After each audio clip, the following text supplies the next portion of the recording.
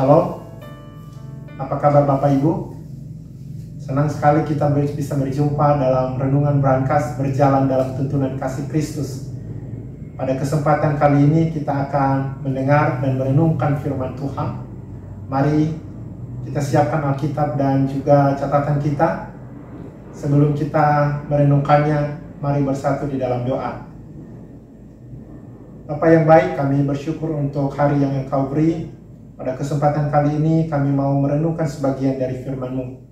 Urapi hati dan pikiran kami, supaya kami bisa mendapatkan maksud dan juga tuntunan Tuhan dalam kehidupan kami.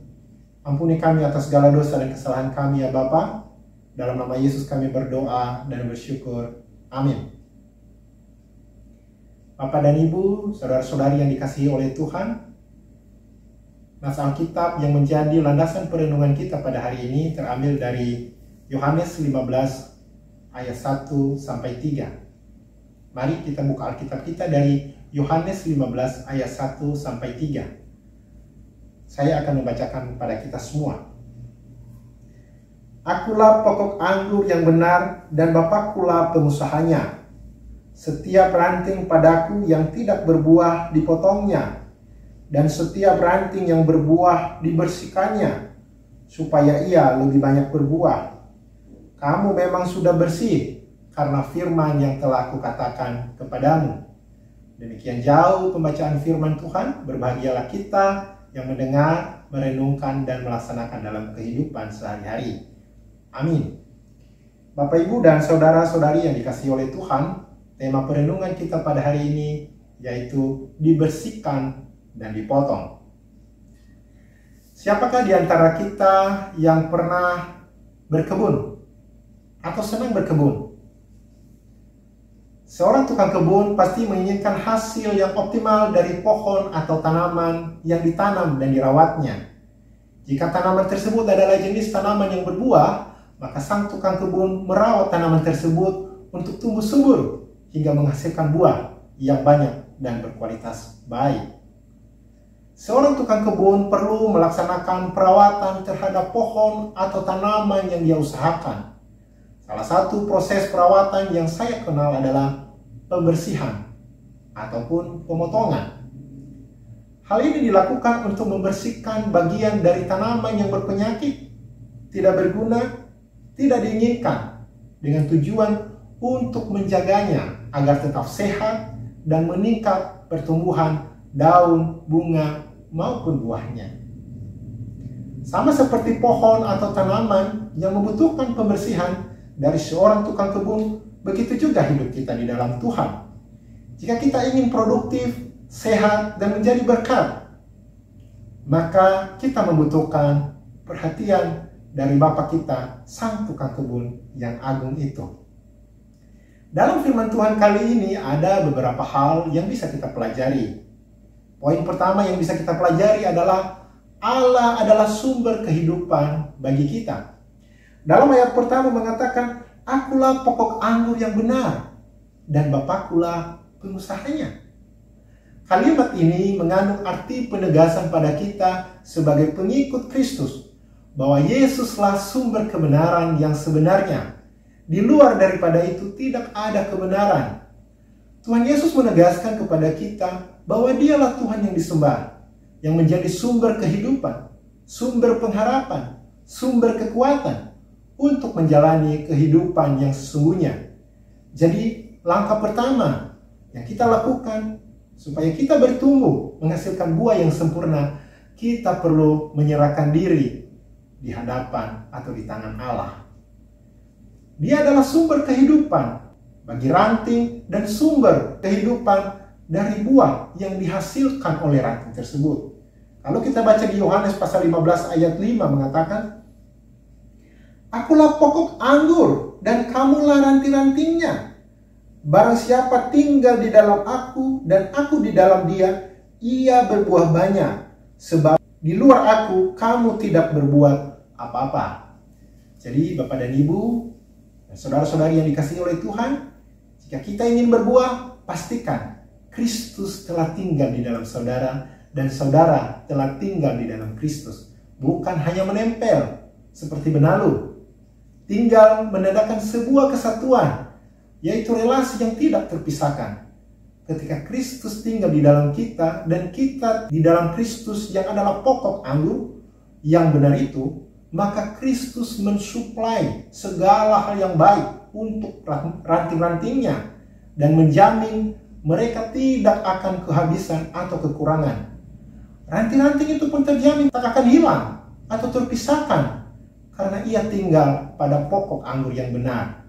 Sang pokok memelihara dengan sempurna. Hal ini bisa kita baca di Yohanes pasal 10 ayat 27 sampai 29 yang berbunyi demikian. Domba-dombaku mendengarkan suaraku. Aku mengenal mereka dan mereka mengikut aku. Aku memberikan hidup yang kekal kepada mereka dan mereka pasti tidak akan binasa sampai selama-lamanya. Dan seorang pun tidak akan merebut mereka dari tanganku. Bapakku yang memberikan mereka kepadaku lebih besar daripada siapapun, dan seorang pun tidak dapat merebut mereka dari tangan Bapa. Jadi ini jaminan kita apabila kita di dalam Kristus, segala sesuatu pasti dipelihara oleh Kristus. Bapak dan Ibu dan saudara-saudaraku yang terkasih, poin yang kedua yang kita pelajari dalam perenungan kita kali ini, yaitu tangan Allah yang memelihara. Dalam ayat yang kedua mengatakan, setiap ranting padaku yang tidak berbuah dipotongnya, dan setiap ranting yang berbuah dibersihkannya, supaya ia lebih banyak berbuah. Bapak, Ibu, saudara-saudari yang dikasihi oleh Tuhan, sedikit saya ingin menjelaskan tentang ranting yang dipotong ini. Dalam bahasa aslinya, sebenarnya bukan dipotong, tapi diangkat. Tanaman merambat seperti anggur senang sekali merambat ke tanah.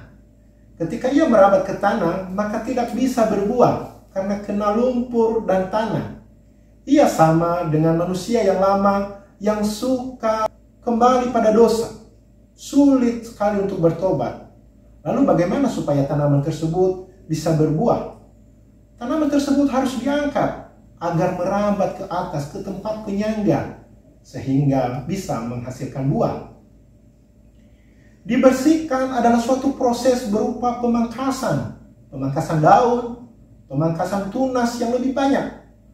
Sama halnya seperti kita, perlu dibersihkan dari dosa, kebiasaan, atau cara hidup kita yang salah, atau tujuan kita yang salah.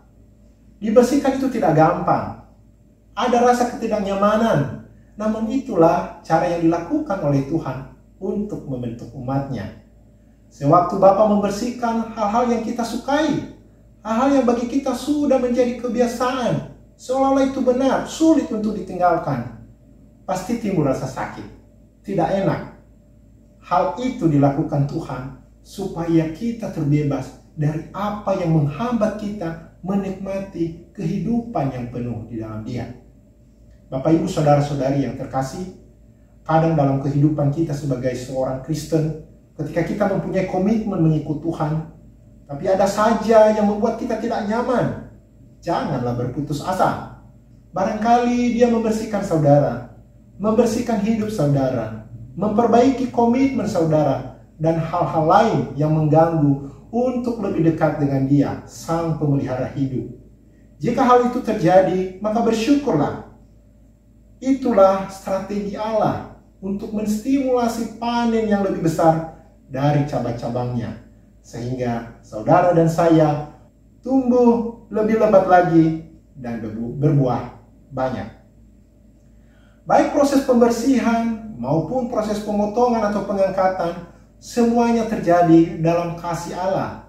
Hal ini bukanlah hukuman, karena inilah tangan Allah yang penuh kasih, yang tidak hanya memberikan hidup, tetapi kasih Tuhan terus memelihara dengan sabar, agar anak-anaknya menghasilkan buah.